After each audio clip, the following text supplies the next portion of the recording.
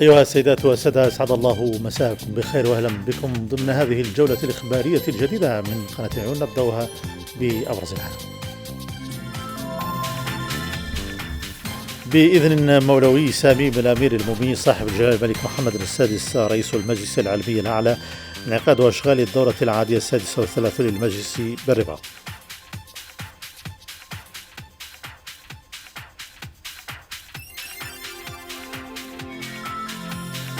صاحبة السمو الملكية الأميرة للا أسماء رئيسة مؤسسة للا أسماء تترأس بجامعة محمد السادس للعلوم والصحة بالرباط حفل افتتاح المؤتمر الأفريقي الأول لزراعة قوقعة الأذن للأطفال.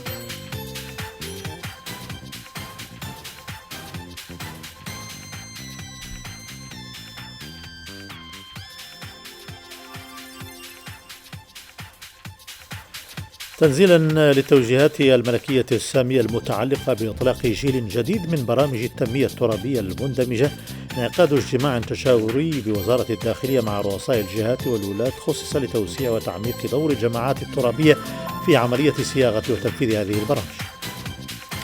تنشط أيضا نصر من العيون لقاء تأسيسيا حول السجل الوطني والبطاقة المهنية تشرف على تنظيمه الجمعية الإقليمية للاقتصاد الاجتماعي والتضامن.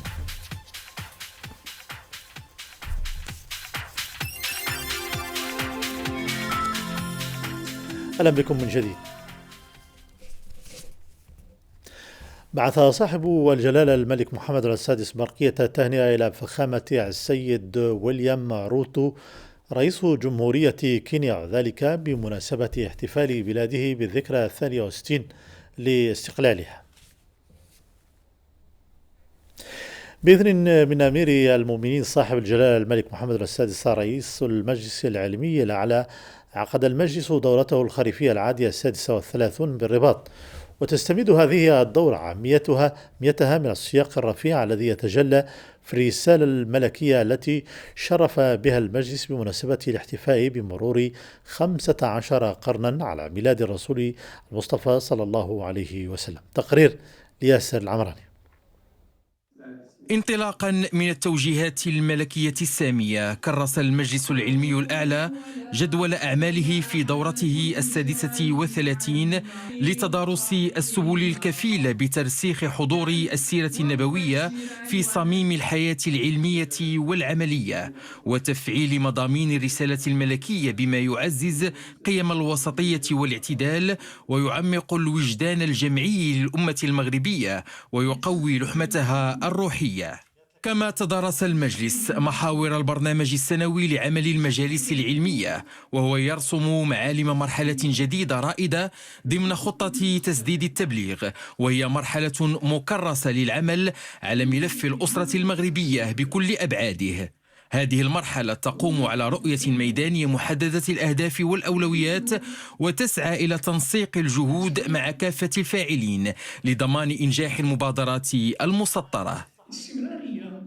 هذه الدورة تتميز بحدث بارز، وهو الرسالة المولوية التي بعث بها مولانا أمير المؤمنين حفظه الله إلى المجلس العلمي الأعلى، والمتعلقة بإحياء السيرة والسنة النبوية بعد مرور 15 قرنا على ميلاد النبي صلى الله عليه وسلم. ولقد تشرفت الأمانة العامة للمجلس العلمي الأعلى بهذه الرسالة المولوية السامية، وحولتها إلى برامج عمل على صعيد مركزي وجهوي ومحلي، وعرفت مجموعة من الأنشطة المختلفة في هذا السياق. وخلال هذه الدورة العادية سينظر المجلس العلمي الأعلى كذلك في مشروع ميزانية سنة 2026، مسترشدا بخلاصات العمل السابق حتى تكون الأعمال منسقة ومتكاملة، وتجعل من المجالس العلمية الجهوية والمحلية فاعلا مؤثرا في نطاقها التربوي. كما سيواصل المجلس جهوده في إحياء التراث الإسلامي من خلال الكتب المصنفة في السيرة النبوية باعتبارها أعمدة الهوية الروحية والفكرية للأمة. ومن هذا المنطلق يلتئم شمل العلماء اليوم لتدارس كيفية تفعيل مضامين الرسالة المولوية السامية وآليات ترسيخ السيرة النبوية في حياتنا المعاصرة بما يعزز قيم الوسطية والاعتدال وبما يعضد أواصر المحبة والتكامل مع كافة مكونات المجتمع المغربي. الأمر يتعلق بالمكرمة التي حظيت بها المؤسسة العلمية، وهي رسالة مولانا أمير المؤمنين أعز الله أمره بخصوص السيرة النبوية، بتحويلها إلى خطة وطنية لتنفيذ مجموعة من المشاريع تتعلق بالسيرة النبي الكريم، ثم خطة تسديد التبليغ، ويتعلق الأمر بقضايا الأسرة. سيعمل السادة العلماء على النزول الميداني في هذا الموضوع، والاشتغال على منظومة القيم ومنظومة تقوية الأسرة. كما استعرض المجلس العلمي الأعلى في دورته 36 عمل هيئة الإفتاء ما بين الدورتين، وفي مقدمة ذلك إصدارها لفتوى الزكاة التي أمر بها مولانا أمير المؤمنين حفظه الله في تجسيد عملي لدور العلماء في خدمة المجتمع وترسيخ قيم التكافل والتضامن، وإبراز مكانة الفتوى في توجيه الأمة نحو الصواب والرشاد. تراصت صاحبة السمو الملكية الأميرة للا أسماء رئيسة مؤسسة للا أسماء اليوم بجامعة محمد السادس للعلوم والصحة بالرباط حفل افتتاح المؤتمر الإفريقي الأول لزراعة قوقعة الأذن للأطفال، موعد هام في مسار إحداث قطب إفريقي حقيقي متخصص في علاج الصمم لدى الأطفال وزراعة قوقعة الأذن. تفاصيل في تقرير لنوال قراري.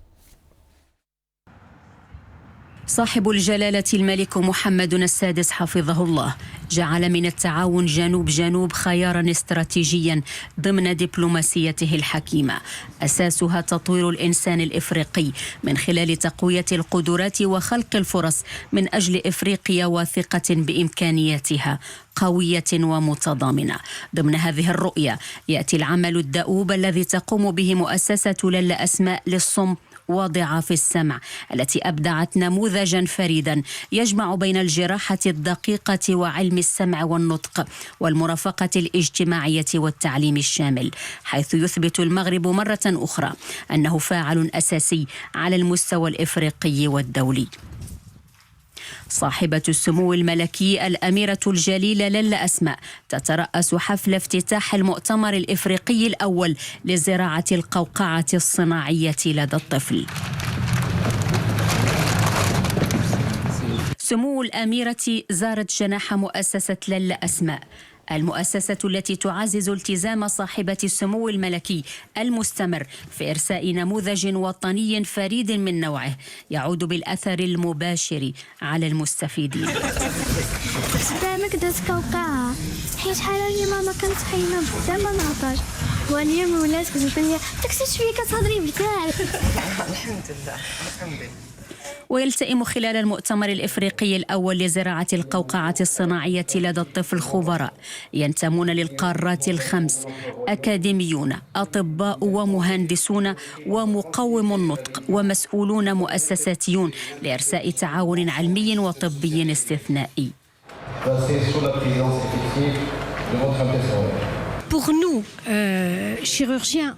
بالنسبة لنا كجراحين في تخصص الأذن والأنف والحنجرة هذه لحظة خاصة جدا، فبفضل زراعة القوقعة والبرنامج الوطني نستطيع أن نعيد للطفل سمعه، ونستطيع أن نعيد للطفل ولأسرته كنها الحياة، ونستطيع أن نمنح أملا غير محدود لهؤلاء الأشخاص الذين يعانون من ضعف السمع على المستوى الوطني في إفريقيا والشرق الأوسط وسلفادور. وبفضل دعم صاحبة السمو الملكي الأميرة للا أسماء استطاع المغرب أن يرسي نموذجا متكاملا للتكفل بالصمم لدى الأطفال. ضمن هذا النموذج البرنامج الوطني نسمع وفرقه من النخبة، منظومة متكاملة للتكفل الشامل حقق إشعاعا على المستوى الإفريقي والدولي. وصلنا لأكثر من 1000 طفل اللي مغربي اللي استفدوا من هذا البرنامج. وهذه التجربة مشات لدول أخرى، دول الصديقة الإفريقية. يعني عملنا جراحة لأكثر من 250 طفل اللي استفدوا من هذه الجراحة، واستفدوا منها 19 دولة إفريقية من إفريقيا الغربية. وتجربتنا كانت مشات حتى لإفريقيا الشرقية، يعني في دولة كينيا. واخذنا بعين الاعتبار أيضا بعض الأطفال اللي جاوا من سوريا ومن الأردن ومن فلسطين. الأطباء المغاربة مشاو حتى لسلفادور، بحيث خدينا عملية جراحية للأطفال اللي العدد ديالهم 21 طفل. نحن فخورون كمغاربة اليوم وبفضل البرنامج الوطني نسمع، والذي يمتد أيضا لإفريقيا. تم إجراء 350 عملية جراحية بكل من المغرب وإفريقيا، واستفاد أكثر من 800 طفل من زراعة القوقعة الصناعية في جميع أنحاء المملكة. ويحتل الذكاء الاصطناعي والتكنولوجيات الرقمية مكانة مركزية في البرنامج العلمي للمؤتمر. تكنولوجيا متطورة يمكن أن تغير مسار الصم وضعاف السمع من الكشف إلى المتابعة على المدى الطويل. التكنولوجيات الحديثة والذكاء الاصطناعي كيتواجد في جميع المراحل ديال العناية الطبية بهاد المرضى، من التشخيص أولا، من العلاج، ومن المواكبة ما وراء العلاج بالترويض على النطق. هذا الذكاء الاصطناعي وهذه التكنولوجيا الحديثة فتحت لنا واحد المجال كبير أننا نقدروا نساعدوا هاد الأطفال ونساعدوا هاد الناس اللي عندهم هذا المشكل ديال الصمام من ناحية العلاج ومن ناحية ديال المواكبة ديالهم باش نكونوا نعطيو واحد النتيجة مهمة لهم. هناك الكثير مما يمكننا القيام به من خلال الذكاء الاصطناعي، حيث يمكن منح الرعاية الصحية للمرضى في أي مكان، وأن يحصلوا على العلاج دون الحاجة إلى لقاء أخصائي الرعاية الصحية. نحن سعداء أننا سنكون قادرين على تقديم هذه الحلول في المغرب وفي إفريقيا في السنوات القادمة. كما تفتح التطورات في مجال علم الوراثة آفاقا جديدة لفهم الصمم الوراثي والوقاية منه وعلاجه. يسلط المؤتمر الضوء على ما تم القيام به بالمغرب لتحديد الطفرات الجينية الأكثر شيوعا. نتائج متقدمة تؤكد أن المغرب يستثمر في المعرفة ويستبق المشكلات من أجل تقديم رعاية أفضل. كانت دراسات حول جينات المغاربة اللي تم تقديمها السنة الماضية، وهذه السنة ما نقدم هو يعني نبدأ من الجينات المغاربة، ولكن بالنسبة للناس المصابين بضعف السمع يتم دراسة وتقديم المرجع المغربي بالنسبة لضعاف السمع، وغادي يسمح لنا باش تكون هناك من بعد سياسة وقائية باش نقللوا من الحالات المصابة بهذا النوع من المرض. تتمثل أهمية علم الوراثة في كونه يساعدنا في تحديد الزر المسؤول عن ضعف السمع وإصلاحه. بسهولة يمكننا استعادة السمع. الآن لدينا الأدوات لاستعادته بشكل طبيعي بدل الطرق الصناعية التي أثبتت فعاليتها لكنها ليست مثالية.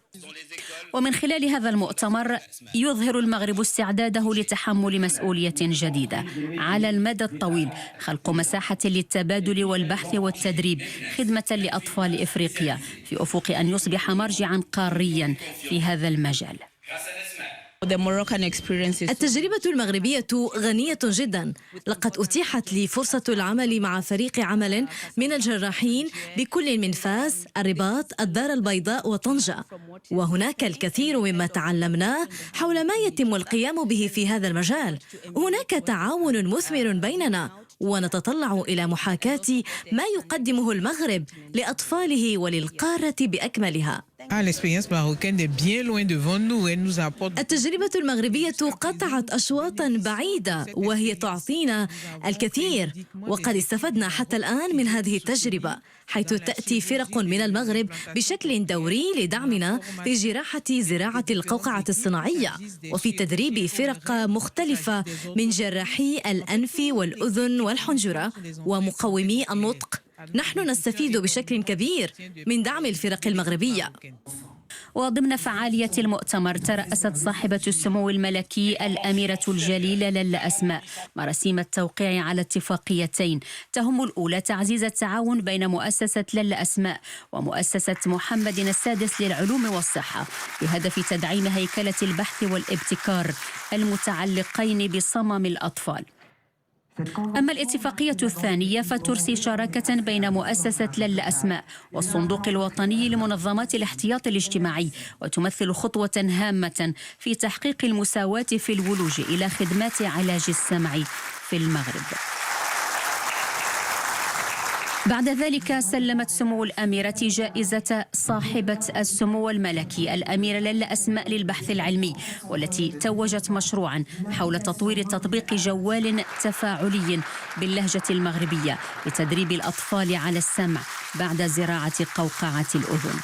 هذه فكره جاتنا حيت حنا في السيرفيس ديالنا عندنا بزاف ديال لي زامبلانتي كوكليير، دونك الدراري الصغار اللي دايرين القوقعه وشي مرات هاد الدراري جايين من بلايص فريمون بعاد وكيضربوا مسافات كبيره باش كيديروا لي سيونس دورتوفوني ديالهم. دونك حنا فكرنا باش نلقاو لهم شي حل، ولقاو الحل للجميع، ماشي غير الدراري اللي داروا الجراحه عندنا، باش يقدروا يطوروا النطق والسمع ديالهم. تجي فرحه ماشي غير ليا ولكن السيرفيس ديالي كامل، حيت واليونيفرسيتي ديالي حيت هما اللي شجعوني، وهذه خدمه ديالنا كامله. لكل صورة قصة، ولكل حكاية سردية تمت مواكبتها بكل العناية العلمية، ولكن أيضا بكل الحب والتفاني. أعمال فنية تلخص بالريشة ملحمة مغربية أكاديمية وإنسانية. صاحبة السمو الملكي الأميرة لاله أسماء قامت في نهاية الحفل بزيارة أروقة الفاعلين الأساسيين في تكنولوجيا السمع الذين يحضرون هذا المؤتمر. المؤتمر الإفريقي الأول لزراعة القوقعة الصناعية لدى الطفل نقطة انطلاق لنهضة قارة متضامنة وطموحة، مؤطرة بالبحث العلمي والابتكار وبالبعد الإنساني. والمغرب بفضل نموذجه الرائد ومن خلال إطلاق هذا الحدث الهام يمهد الطريق لمستقبل يتمكن فيه كل طفل أينما كان من الوصول إلى التقنيات والرعاية والفرص اللازمة للسمع والتعلم والنمو. دينامية تقودها الإرادة السياسية والإنسانية الثابتة لصاحب الجلالة الملك محمد السادس، الذي يضع الطفل والكرامة الإنسانية وتكافؤ الفرص في الحصول على الرعاية الصحية في صميم الأولويات. ودور حاسم تقوم به صاحبة السمو الملكي الأميرة لاله أسماء من خلال الانخراط اليومي لسموها والتزامها الشخصي وحضورها الميداني إلى جانب الأطفال وعائلاتهم، وتوسيع النطاق الدولي لبرامج مؤسسة لاله أسماء. دور أعطى رؤية عالمية لقضية الصمم لدى الأطفال ورسم مسارا جديدا للقارة الإفريقية بأكملها. في إطار تنزيل التوجيهات الملكية السامية المتعلقة بإطلاق جيل جديد من برامج التنمية الترابية المندمجة، انعقد اليوم بوزارة الداخلية اجتماع تشاوري مع رؤساء الجهات 12 للمملكة بحضور ولاة هذه الجهات، خصص لتوسيع وتعميق دور الجماعات الترابية في عملية صياغة وتنفيذ هذه البرامج. تقرير لرشيد إيجن. شكل هذا الاجتماع امتدادا وتوطيدا للمشاورات الموسعة المنظمة على مستوى مجموع عمالات وأقاليم المملكة منذ منتصف أكتوبر الماضي، والتي مكنت من إرساء حوار واسع النطاق انخرط فيه المجتمع المدني والمنتخبون ومجموع الفاعلين المحليين من أجل تنمية ترابية مندمجة. هذه فرصة من أجل أن نجدد انخراطنا الكامل في هذه الرؤية الملكية ونلتزم أيضا بانخراطنا في تنفيذ وتشجيع ومواكبة هذا الجيل الجديد من المشاريع المتعلقة بالبرنامج التنموي المندمج بالمجال الترابي. المسألة الثانية هو أننا نحن كجهات يعني نعتبر أن لدينا اختصاصات خاصة وهي المتعلقة بالتنمية الترابية والجاذبية الترابية وكذلك التنمية القروية، وبالتالي يعني فلسفة هذا البرنامج تدخل في اختصاصات الجهات. إلى حدود اليوم بلغت عملية إعداد برامج التنمية الترابية المندمجة من الجيل الجديد بلغت محطة متقدمة جدا، لا سيما المراحل المتعلقة بالتشخيص الترابي وتحديد المؤشرات الرئيسية والاستهداف. 86 ألف مشارك على المستوى الوطني في اللقاءات التشاورية أنتجت بعد التحليل والتدقيق ديال الاقتراحات اللي جات من الأقاليم ومن القرى ومن البوادي، تبين على أساس أن الرؤية الملكية هي صوت المواطن. اليوم الفلسفة الجديدة كترجمها هذه الإرادة الحكومية عن طريق الوزارة بهذا المشروع الملكي الذي سوف يعطي نفسا جديدا. وهذه أول مرة يكون هذا العدد المهم من المشاركين اللي خرجوا بتصورات. هذا البرنامج سيتم الدراسات ديالو على عدة مراحل، واللي كم فيه وأنه جميع المخرجات ديال هذه المشاورات تقريبا هما التوجه وهي المطالب اللي كتطلب اللي جات في الخطاب صاحب الجلالة، والأولويات ديال هذه المطالب هي اللي كتركز أساسا حول الصحة والتعليم والتشغيل. وبالنظر لمهامها واختصاصاتها طبقا للقوانين التنظيمية المتعلقة بالجماعات الترابية، فقد كان الاجتماع مع رؤساء الجهات الاثنى عشر لإبراز الدور الرئيسي للجهة في مسلسل وضع برامج التنمية الترابية المندمجة من الجيل الجديد، وهي الاختصاصات التي تلتقي مع محاور برامج التنمية الترابية المندمجة، وتهم من بين أمور أخرى التنمية الاقتصادية، التنمية القروية، البيئة، التشغيل والتكوين المهني. أفادت المديرية العامة للأرصاد الجوية في نشرة إنذارية من مستوى يقظة برتقالي بأنه يرتقب تسجيل أمطار قوية أحيانا رعدية من 25 إلى 35 ملم بعمالات وأقاليم الصويرة، زقان، يتملول، وقدير الدوتنان، شتوكا، يتباها، وتزنيت، وسيدي يفني، وقليميم، وطنطان، وطرفايع من اليوم ابتداء من اليوم الجمعة إلى غاية يوم غد السبت على الساعة 6 الصباح.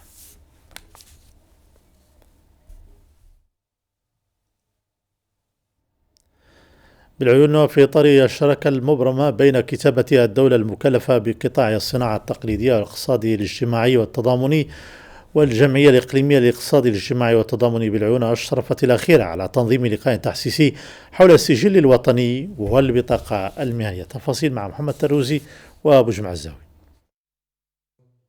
حول السجل الوطني والبطاقة المهنية دارت العروض والمداخلات المقدمة خلال هذا اللقاء التحسيسي بمدينة العيون.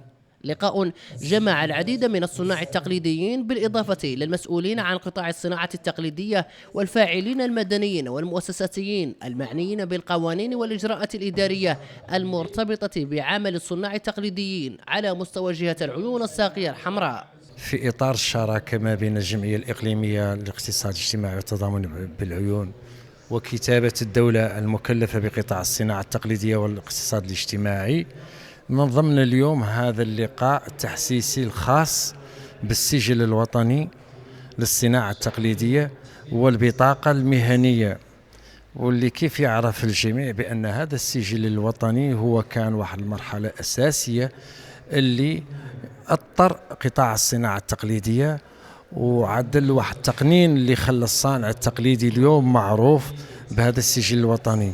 من بعد ذلك جاءت المرحلة الثانية البطاقة المهنية اللي هي بطاقة عندها عدة مزايا لفائدة الصناع التقليديين. الجمعية الإقليمية للاقتصاد الاجتماعي والتضامني واللي داير اجتماع حقيقة لهيئة من فئات من الصناع التقليديين اللي هو وجدول الأعمال ديالها كان في الصميم، كان هو السجل الوطني اللي هو اللي حد ما عنده ورقة السجل الوطني والله ما هو متسجل فيه ما يعتبر صانع تقليدي.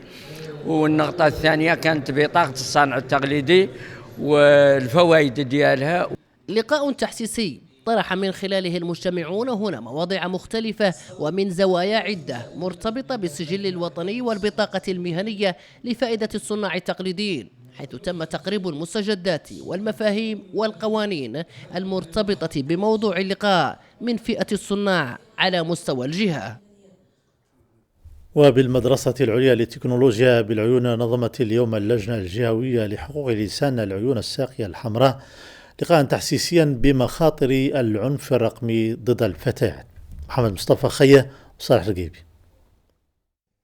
اللجنة الجهوية لحقوق الإنسان العيون الساقية الحمراء وفي إطار الشراكة التي تربطها بالمدرسة العليا للتكنولوجيا بالعيون تنخرط هنا ضمن هذا اللقاء التحسيسي لفائدة طلبة سلك التدبير القانوني والمالي حول موضوع العنف الرقمي ضد النساء والفتيات، وهو لقاء يندرج أيضا في إطار الحملة الوطنية التي أطلقها المجلس الوطني لحقوق الإنسان حول هذه الظاهرة، ومن أهدافها التعريف بمخاطر وعواقب العنف الرقمي ضد النساء والتشجيع على مختلف سبل التبليغ وكسر حاجز الصمت.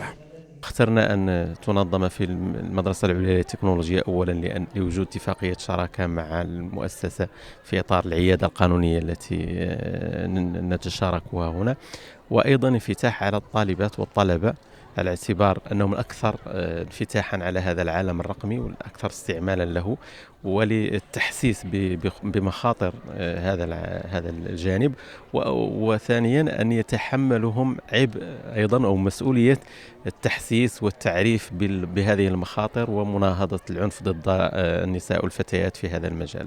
واللجنة الجهوية لحقوق النساء العيون الساقية الحمراء انخرطت منذ أسابيع في حملات التوعية والتحسيس بمخاطر هذه الظاهرة على أن تواصل الجهود للتعريف أكثر بعواقبها القانونية وسبل تفاديها. الخطاب الديني ونصرة القضايا الوطنية موضوع الحلقة الدراسية التي نظمها المجلس العلمي المحلي لطنطان بتنسيق مع مندوبية الأوقاف والشؤون الإسلامية، وذلك بحضور عدد من الفاعلين في الحقل الديني. المزيد في متابعة الحافظ محضار وعبد الرحيم حجي. لفائدة الأئمة والخطباء والوعاظ تنظم هذه الحلقة الدراسية في موضوع الأيام الوطنية الخالدة في ضوء السيرة الراشدة، حلقة استفاضت في استمداد القيم والمبادئ من الأيام الوطنية على ضوء السيرة النبوية قصد تعزيز الوحدة المغربية والتمسك بالثوابت الدينية والوطنية. يوم دراسي تحت عنوان الخطاب الديني ونصرة القضايا الوطنية، تناول فيه مفهوم الوطن والمواطنة وتأصيل حب الوطن من القرآن والسنة وسيرة رسول الله صلى الله عليه وسلم. الوطن ينبغي أن نتعامل معه الآن كشخص معنوي يحتاج لما يحتاجه الإنسان العادي من الدفاع عن النفس والدفاع عن المال والدفاع عن العرض، جميع الحقوق ينبغي أن نستحضرها. فكذلك الوطن يسألنا أن ندافع عن عرضه وكرامته وشرفه، وهذا كله متأصل في الكتاب والسنة. من أبرز ما تم تناوله في هذا اليوم المبارك هو دور المؤسسة العلمية في تعزيز قيم المواطنة الصادقة وترسيخ الثوابت الدينية وربط الأيام الوطنية بأهم المحطات في السيرة النبوية الشريفة. هذه الحلقة الدراسية تضمنت مداخلات اهتمت ببسط مفهوم الوطن ومكانته في الكتاب والسنة وحقوق الوطن وقيم المواطنة من خلال السيرة النبوية، وعيد الاستقلال وعيد الوحدة دروس وعظات في ضوء السيرة النبوية. في مداخلتي تطرقت إلى محورين. المحور الأول تكلمت فيه عن الشق الأول بعنوان عيد الاستقلال جهود للسلف وتتويج للخلف، ثم أيضا في الشق الثاني أو المحور الثاني تطرقت فيه إلى موضوع ما يستفاد من السيرة النبوية من دروس وعبر، وله علاقة أيضا بعيد الاستقلال المجيد. مداخلتي كانت عبارة عن محاضرة بعنوان حقوق الوطن وقيم المواطنة من خلال السيرة النبوية العطرة. قسمت هذه المحاضرة إلى مطلبين أساسيين. المطلب الأول حقوق الوطن من خلال السيرة النبوية العطرة، ذكرت مجموعة من الأدلة والمواقف التي توجد في السيرة النبوية والتي تدل دلالة واضحة على حب الوطن والانتماء إليه والسمع والطاعة لأمير المؤمنين حفظه الله ونصره الله. حلقة دراسية تأتي امتدادا لجملة من الفعاليات المماثلة التي انكب على تنظيمها المجلس العلمي المحلي بالطنطان في سياق الحث على تعزيز ثوابت المملكة وتكريس قيمها في نفوس الشباب. بالعيون نظمت عدد من فعاليات المجتمع المدني حفل استقبال على شرفها السيد مولاي أبو بكر حمداني رئيس مركز التفكير الاستراتيجي والدفاع عن الديمقراطية والفائز بجائزة المجتمع المدني صنف الشخصيات المدنية عن مبادرة تعزيز دور المجتمع المدني في الملاحظة الانتخابية. الجائزة التي تنظمها الوزارة المنتدبة المكلفة بالعلاقات مع البرلمان تشكل فضاء وطنيا للاعتراف بجهود الفاعلين المدنيين وتثمين مبادراتهم ومنبر لترسيخ قيم التضامن والتكافل والمواطنة المسؤولة. هذا يمثل اليوم حافز كبير وتكريم وطني لأبناء هذه الجهة وتكريم المسار مجموعة من النخب اللي اشتغلت في قضايا الديمقراطية والمجتمع المدني وقضايا حقوق الإنسان وقضايا الانتخابات، اشتغلت على الفئات. مجموعة من الأعمال اللي راكمتها هذه النخب على مستوى الدورات التكوينية، على مستوى التحسيس، الندوات. هو مسار طويل اشتغلت فيه هذه النخب. اليوم يتوج بهذه الجائزة الوطنية والحمد لله اللي اليوم هي حافز للعمل التطوعي وللعمل المدني، وهذا التكريم اللي تخصه لك مدينتك يضاعف أكثر من الفرح من التكريم اللي حسينا به في الرباطين منين حصلنا على الجائزة. يشرفنا بهذا التشريف اللي اعطاه لنا كاملين دكتور ابو بكر الحمداني الحاصل على جائزه بالمجتمع المدني، جائزه المجتمع المدني. هذا شرف لنا كفاعلين جمعويون بجهه العيون، وهذا كان مبادره حسنه من الجميع الاعضاء المجموعه انهم يستقبلوا سيد مثابر. جد سعداء اليوم ولله الحمد بهذا التتويج اللي حصلت عليه مدينة العيون، ولله الحمد يعني جهة العيون عات الحمد لله معاونتنا على هذه الجوائز لسنوات متتالية في صنف الشخصيات وصنف جمعيات المجتمع المدني. والأستاذ أبو بكر الحمداني يعني من خيرة يعني فعاليات المجتمع المدني. تنظم المديرية الجوية لقطاع الشباب بالعيون فعاليات تدريب الأساس يستفيد منها الشباب لدخول غمار التنشيط وتطوير المهارات الحياتية. ونموذج من دار الشباب المرصى حيث انطلق التدريب بمشاركة 90 مستفيدا، وستشمل العملية العديد من دور الشباب بالعيون. المزيد من التفاصيل في متابعة لمحمد بتاح والمختار خيم. أهمية تنظيم هذه الدورة التدريبية لفعاليات الأساس المنظم من طرف المديرية الجهوية لقطاع الشباب بجهة العيون الساقية الحمراء بدار الشباب المسيرة في إطار سعي المشرفين إلى تمكين الشباب من اكتساب مهارات حياتية متكاملة تساهم في تعزيز قدراتهم الشخصية والاجتماعية. تعد هذه المبادرة استجابة للحاجة الملحة في تطوير كفاءات الشباب وتأهيلهم لمواجهة تحديات العصر من خلال توفير إطار منظم يسهم في تنظيم الوعي الذاتي وتعزيز مهارات التواصل وبناء قدرات القيادة والعمل الجماعي. كما تركز هذه الدورة على تزويد المشاركين بمهارات إدارة الوقت وتنظيم الحياة، بالإضافة إلى تنمية التفكير النقدي وتطوير القدرة على اتخاذ القرارات الصائبة، إضافة إلى التنشيط بدور الشباب. اليوم جيت لدار الشباب كواحد من كافة الشباب ديال المدينة نستافد من مشروع ديال الوزارة حول أساس، يعني غنحاولوا ما أمكن أننا نديروا واحد المحاولة ديال بناء واحد النخبة للتنشيط الثقافي والتنشيط الفني. تدريب أساس كيساعد في تنمية المهارات الحياتية اللي عند الإنسان، وكيخليك دير مجموعة ديال المقاولات. وكنبغي ننصح بالشباب اللي ينتميوا لدار الشباب يجيو لدار الشباب، وكيدوزوا مبادرات زوينين مثلا البادره ديال الاساس. كنشكر مدير دار الشباب المرسل اللي قدم للشباب هاد الدوره التكوينيه اللي غتنفعهم بزاف في تطوير المهارات الذاتيه ديالهم. انا كمستفيده من هاد الدوره التكوينيه اللي غادي تعاونني بزاف باش نعرف ما هو ما كنتش عارفه يولي ظاهر ان شاء الله، ونتمنى تكون هاد التجربه هذه متكرره في الاعوام الجايه ان شاء الله. اللي غيستافد منا تقريبا 90 مستفيد، شباب وشابات مدينه المرسى اللي العمر ديالهم بين 16 سنه و30 سنه. تدريب فيه مجموعه المحاور، في مجموعه ديال ساعات التكوين اللي فيها 24 ساعه ديال التكوين، كتشمل المحاور الجانب التشريعي والقوانين المنظمه لقطاع الشباب والمؤسسات الشباب، الجانب ديال الحمايه القانونيه والمواثيق الدوليه وحقوق الطفل وحقوق الانسان بشكل عام، والمحور ديال التنشيط السوسيو الثقافي وتدبير المشاريع التنشيطيه.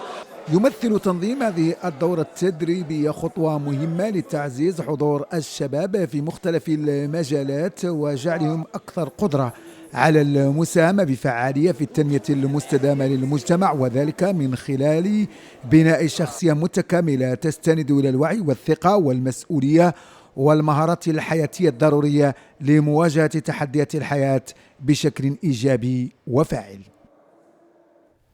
أخبارنا متواصلة لكن ضمن قراءة في الصحف الأسبوعية في تقرير لمحمد نواه.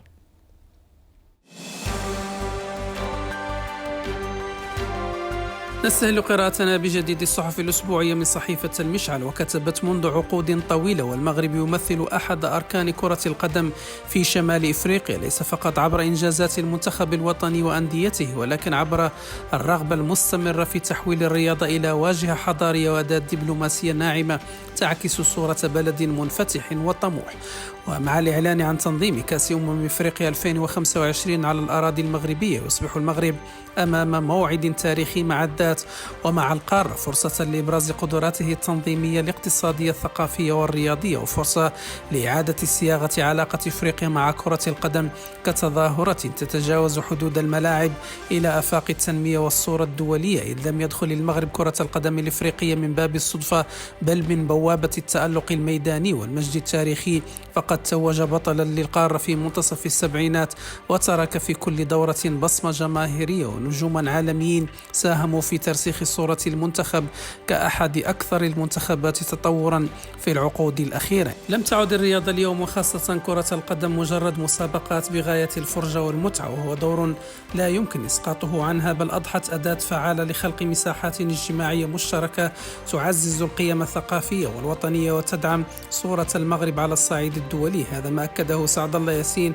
باحث في الحكامة ومدير سابق لمركب محمد الخامس، وأضاف باعتبار كرة القدم رياضة شعبية واسعة الانتشار تستقطب جماهير غفيرة وتسهم في ترسيخ روح التآزر والتضامن والانسجام والتسامح عبر الأهازيج والصور التي تصنعها في المدرجات، مما يجعلها مرآة تعكس هوية المغاربة وقيمهم. وقد تجلى هذا الدور بوضوح خلال مونديال قطر 2022 حين نجح المنتخب الوطني المغربي في تحقيق نتائج تاريخية أبهرت العالم، فقد أطلقت تلك اللحظات موجات من الفخر والانتماء ليس فقط في قطر بل داخل المغرب وخارجه.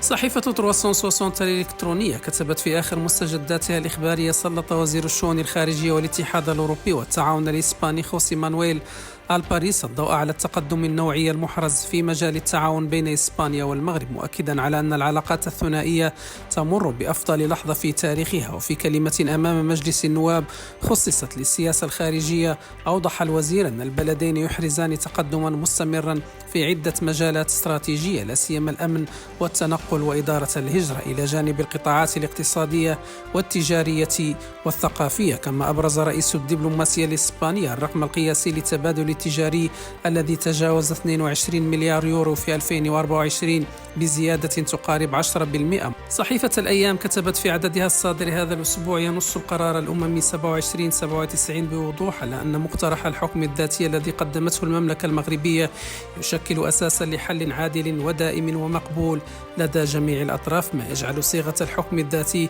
تحت السيادة المغربية خيارا مرجعيا في العملية السياسية. ويدعو القرار في الوقت نفسه إلى استئناف الحوار والتفاوض بحسن النية ودون شروط مسبقة وبروح التوافق والتنازلات المتبادلة، مع التأكيد على أن الحل النهائي يجب أن يكون مقبولا لجميع الأطراف ومتوافقا مع مبادئ ميثاق الأمم المتحدة. والقرار الأممي لا يقدم خارطة طريق تفصيلية أو يحدد مستوى الصلاحيات التي يجب أن يتضمنها الحكم الذاتي، لكنه بدلا من ذلك يترك مساحة تفاوض واسعة حول مضمون الحل، وهو ما يجعل مفهوم الحدين الأدنى والأقصى لصيغة الحكم الذاتي مفتوحا للنقاش ضمن المسار السياسي الذي تشرف عليه الأمم المتحدة. صحيفة الأسبوع الصحفي كتبت في عددها الصادر هذا الأسبوع: عاد وزير الصحة أمين التهراوي من جديد إلى مدينة الداخلة يوم السبت الماضي لتدشين مقر الأكاديمية الإفريقية لعلوم الصحة، وهي أول بنية يتم استكمالها ضمن مشروع المركب الاستشفائي الجامعي الدولي محمد السادس بالداخلة، الذي يرتقب أن يصبح أهم أقطاب التكوين والابتكار الطبي في إفريقيا. وقد جرى تدشين هذا الصرح بحضور وزير التعليم العالي عز الدين الميداوي ووزير الصحة العمومية والسكان والشؤون الاجتماعية في النيجر غاربة حكيمي، ووالي جهة الداخلة وادي الذهب علي خليل، والمدير المنتدب لمؤسسة محمد السادس لعلوم الصحة البروفيسور يونس بجيجو، ورئيس مجلس جهة الداخلة وادي الذهب الخطاط ينجا. وقيمة هذه الأكاديمية على مساحة تقارب 1350 مترا مربعا. انتقل إلى رحمة الله الفقيد عبد الودود المحمد العلي السالم عن عمر يناهز 90 سنة. الفقيد ينتمي لقبيلة العروسيين آل سيد إبراهيم، وكان قيد حياته أحد أعضاء المقاومة وجيش التحرير. كما انتقل إلى عفو الله المرحوم محمد القلاع عن عمر يناهز 78 سنة. الفقيد ينتمي لقبيلة توسا إتبوجمع. وانتقل إلى رحمة الله الفقيد سويلم بغيدن والمحمد عن عمر يناهز 68 سنة. الفقيد أحد أعيان قبيلة بعمران، واشتهر قيد حياته بأعماله الإنسانية والخيرية. كما انتقل إلى رحمة الله الفقيد محمد والأحمد والمبارك البقاري عن عمر يناهز 39 سنة. الفقيد ينتمي لقبيلة يقوت بلاعيد. انتقلت إلى عفو الله المرحومة قجمولة بنت محمد والشتاوي عن عمر يناهز 67 سنة. الفقيدة تنتمي لقبيلة الحسن زكارة. تغمد الله الجميع بواسع رحمته واسكنهم فسيح جنانه والهم ذويهم الصبا والسلوان، وإنا لله وإنا إليه راجعون. اللحظة إلى الورقة الخاصة بأحوال الطقس والتوقعات غدا بمشيئة الله، إذ من المرتقب أن هناك نزول بعض الأمطار المتفرقة بالمناطق الجنوبية. درجات الحرارة المتوقعة غدا إن شاء الله 18 بالرباط. بباقي المناطق ستتباين درجات الحرارة صراحة ما بين 16 بسيدي فني، 15 بقليميم، 17 بطنطان، 18 بكل من الطرفاية وكذلك بالعيون وبوجدور، 17 ببوكراع، 16 منتظرة بسمارة، و15 بكل من آسا والزاك. بباقي المناطق 20 منتظرة بالداخلة، 22 بيوسد، و24 مرتقبة بالقويرة.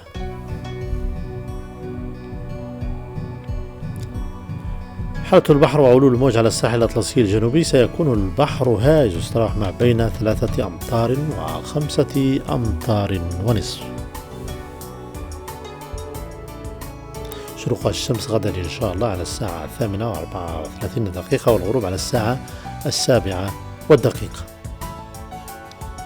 حالة الطقس بعض العواصم والمدن المجاورة: 29 منتظرة بآطار، 25 بزويلات، 22 بتندوف، 27 بنواذيب، و28 مرتقبة بنواكشوط.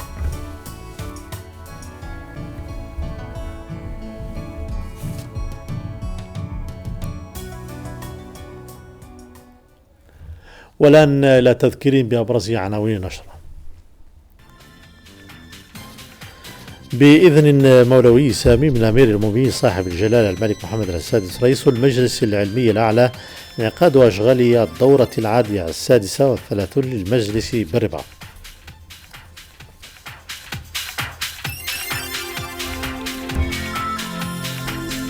صاحبة السمو الملكي الأميرة للا أسماء رئيسة مؤسسة للا أسماء تترأس بجامعة محمد السادس للعلوم والصحة برباط حفل افتتاح المؤتمر الإفريقي الأول لزراعة قوقعة الأذن للأطفال، موعد هام في مسار إحداث قطب إفريقي حقيقي متخصص في علاج الصمم لدى الأطفال وزراعة قوقعة الأذن.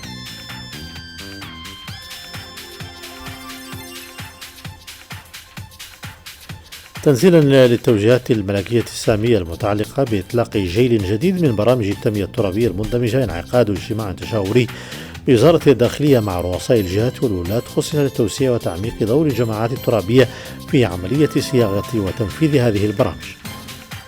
طبعا ضمن النشرة أيضا من العيون لقاء تواصلي أو تحسيسي حول السجل الوطني والبطاقة المهنية تشرف على تنظيمه الجمعية الإقليمية للاقتصاد الاجتماعي والتضامن.